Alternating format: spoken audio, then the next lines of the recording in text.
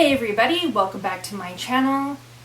Today's video is going to be about my second collaboration with Tea from Crumpets Tea and Sewing. In this collaboration we worked with McCall's 7530, which is a lovely scoop neck dress with a gathered waistband, and we're going to be reviewing. In fact, why don't we go and review the pattern now? So here we are at the McCall's website, and we are looking at 7530, which is a Mrs. Gathered Waist scoop neck dress. And as you can see from looking at the pattern cover here, it's a learn to sew for fun, and it's also great so you can learn how to sew with lace. Now obviously I did not use lace, but this is still a very easy pattern. It is great for beginners, and it is especially good if you do want to learn how to sew with lace and have a nice cute little lace dress here, which is view B. So let's just look real quick at the pictures. We'll start up here. So this is I think kind of the star of the pattern is this lace overlay dress.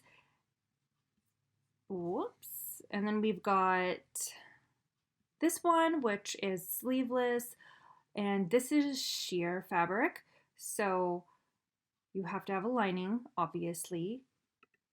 This is the version that I made, so it's a long sleeve dress. And then you've got the cute little short sleeve dress. Here she is again in her lace. The back view. And here's the pattern again. So let's go ahead, take a look at the line art.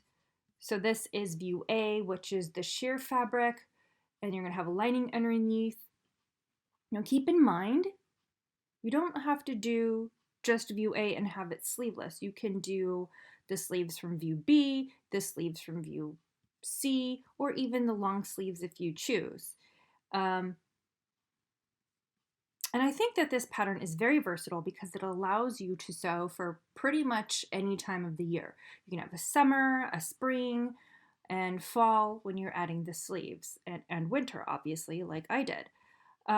View B is the lace overlay dress with the cute little short sleeves, and then you've got just a short sleeve version in one fabric.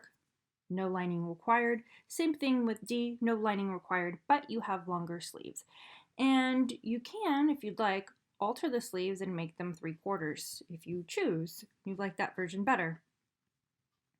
So the fabrics that are required, so as we mentioned, view A is the sheer overlay dress. So view A sheers. View B, you're going to want a double-edged scallop lace. Now, I'll show you it. Why? It's important that you have scallops on both of the self edges of your lace because you're going to be using it for the hem.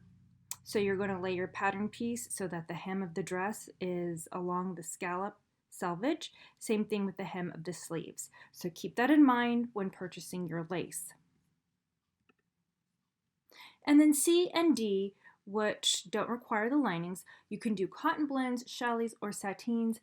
I have to be honest, I think that a lot of different fabrics would work with this pattern, and certainly I think any type of knit would be great for this pattern, even though it doesn't call for it. Now you will need 1 1/4 yards of 1/4 inch elastic.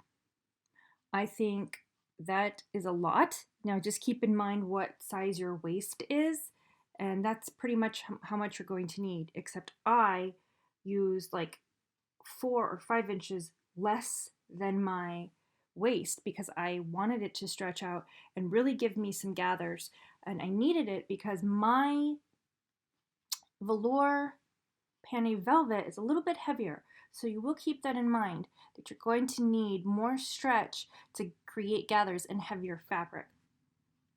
So another thing I'd like to point out is normally I cut a size 12 when I'm doing wovens, but because I'm using a stretch, I was able to cut a size 10. Now, when you're selecting a knit for a pattern that calls for wovens, refer to your line art and see how is it supposed to hang. Now, If I wanted it to be body tight, I would have gone with a size 8 instead of a 10, but you can see there's some give here. So I went with just a size 10, going one size down than I normally cut. And this pattern does come in size 6 through 14. That's the packet A5. And then packet E5 has sizes 14 through 22. And you're going to need, now if you're on the smaller sizes, you'll need 2 yards and 5/8 for 58 or 60-inch fabric. That's what I had. You know, a lot of fabrics these days, unless you're buying the cotton, they're usually 58 to 60 inches. But for 45-inch fabric, you're going to need a little bit more, so at least 3 yards, 3 1/8. And then for the higher sizes, on the 45-inch fabric, you'll need 3 3/4 up to 3 1/4 yard for 68 or 58-inch fabric.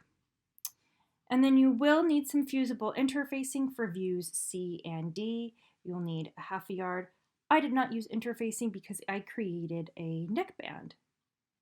And there, of course, are the finished measurements. There you go. So you will, I think it is always a good idea to consult the finished measurements just to make sure that you have enough ease or not too much ease, so it's exactly what you want for the right fit for you. Okay, so that is the pattern. Okay, now that we have reviewed the pattern, I'm going to talk a little bit about my dress. So I used a stretch velour panne velvet that I got from Joann. I absolutely adore the color. I love greens and I love blues, as you probably know if you watch my channel. And I love the sheen that panne velvet offers. It is perfect, this combination, for the holidays. And I did. I wore this dress to a little gathering on Christmas Eve. So it was perfect. And it is a little bit heavier, so it's great for colder months. If you can call it cold here in San Diego in December, it's not that cold, not like you East Coast folks, but for us, it's a little bit chilly. Anyway, it works well for colder months. So T and I, in our last collaboration, which if you haven't watched it, I'll link it below and above, we took a pattern that was intended for wovens and we used a knit and we made really nice dresses. And we've kind of done this, we have done it here because this pattern calls for wovens, but we chose to use knits. And we also chose fabrics that are more appropriate for colder months. So we are kind of winterizing it in that way. Now, the nice thing about McCall's 7530, as you saw when we went over it, is that it's great for pretty much any time of year, depending on what version you make and what fabrics you select. And having made this, it is an incredibly easy pattern to sew up. And so if you are a beginner, I highly recommend it. If you're a beginner and you want to just move into, trickier fabrics to work with, you want to keep the pattern simple, this is another excellent choice. So I did make a couple of alterations to, take into consider that I'm using a stretch fabric. Now, the first thing I did was omit the use of the neck facings. So if you're not sewing view A and B, or B, which have linings, then you're going to need facings for views C and D. Now, since I'm sewing with a knit, that's not necessary. Instead, I drafted my own neckband here. And when you're drafting a neckband, you do want to make it shorter than your neckline. You need to make it shorter between 10 to 20% of the neckline measurement. And the reason you want it to be shorter is because you want to stretch out the neckband to fit as you sew. This will help the neckband lie flat. If you don't cut it shorter, it's just going to be wobbling, gaping, and you don't want that. So you do need to shorten it. Now, I decreased mine by 15%, and I wish I had done it 20%. I do have this sort of thing going on here Not really sure why. I wonder if I did shorten it 20% if that would help. But anyway, what are you gonna do?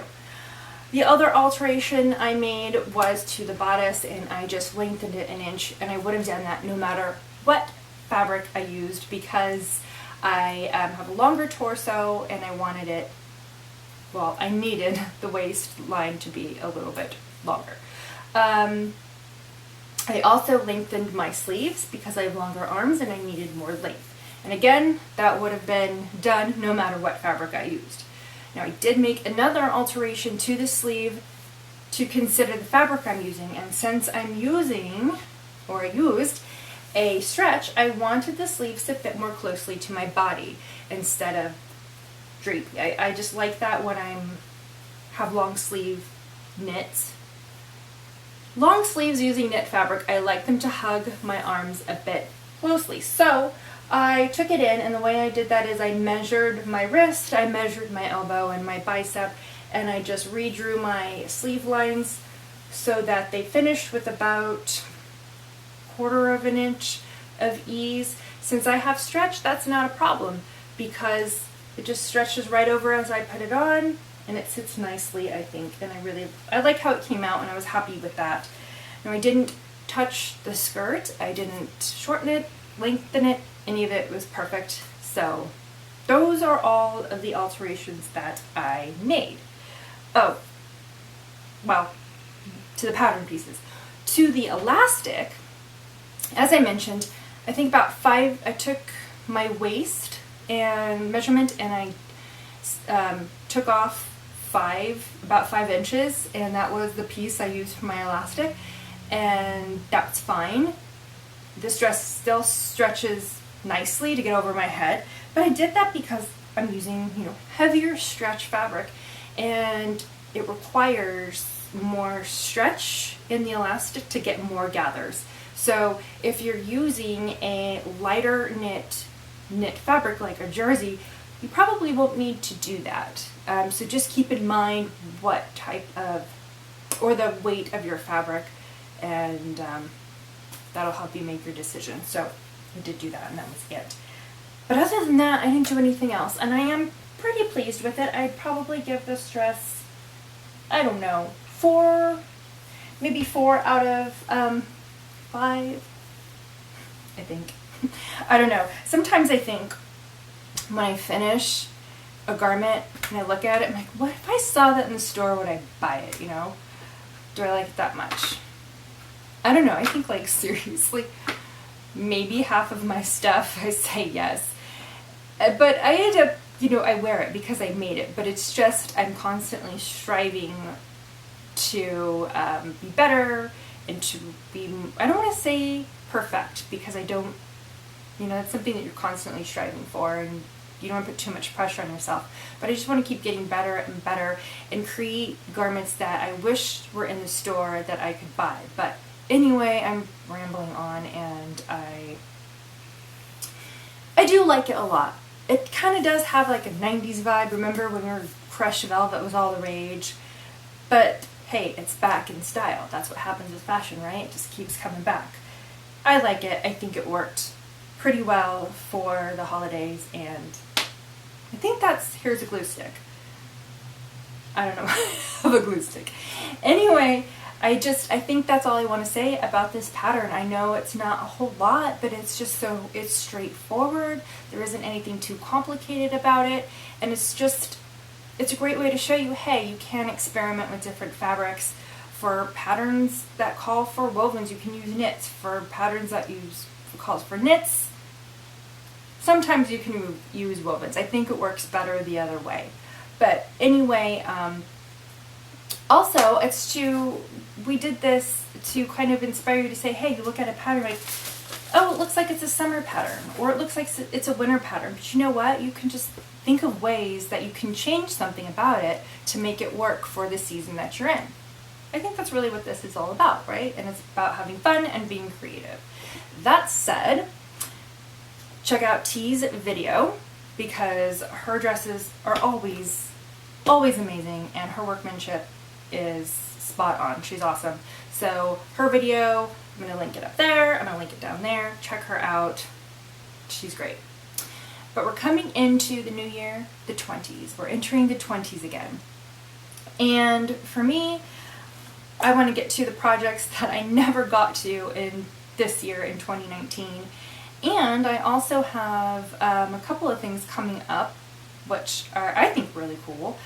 I am going to be taking a class at the local community college, like an actual quarter or semester, whatever they're on, class, and for millinery, which is hat making. So I think it's going to be super cool to learn how to make hats, and I wish that we wore more hats, but anyway. So I'm going to be doing that, and I'm also going to be taking some sewing lessons, yes, sewing lessons, with an expert, and she also teaches at some of the fashion schools and community colleges here as well. But I'm taking private lessons with her because I want to focus on fitting techniques. I think, it's something that I struggle with, especially because I work alone most of the time and I don't have someone to help me with fit. And I really just want to understand how my body is and what I need to do to make my patterns better. Honestly, I think the reason I don't always love my garments when I'm done is because I don't think the fit is how it needs to be. And I do struggle with that, and I think a lot of us struggle with that. So I'm going to be taking some private lessons, learning some great fitting techniques, and I'm hoping, I can share some of that with you with my videos, and I think it's going to be really useful. So I'm looking forward to doing that because I think it's going to make a big difference in my sewing and just the fit of my garments, obviously, and I think it's going to be great. That is it. I don't want to keep rambling. I do want to hear from you, and I want to know what challenges you guys are going to tackle in 2020 with regard to sewing, and what projects you have lined up and what you're looking forward to. And for me, I will be adding some more. I want to do some more vintage inspired or vintage patterns, like 40s and 50s. I think it's going to be really fun. And I do have a 50s coat lined up, and it's on my winter break here from work. It's in the queue, so I'm hoping I'm able to share that with you if I don't mess it up. But yeah, so I'm sorry for rambling on. I really hope that you like this video. I hope you like my dress. Check out T's video and give me a thumbs up, leave me a comment, subscribe to my channel, and I wish every one of you a very happy new year.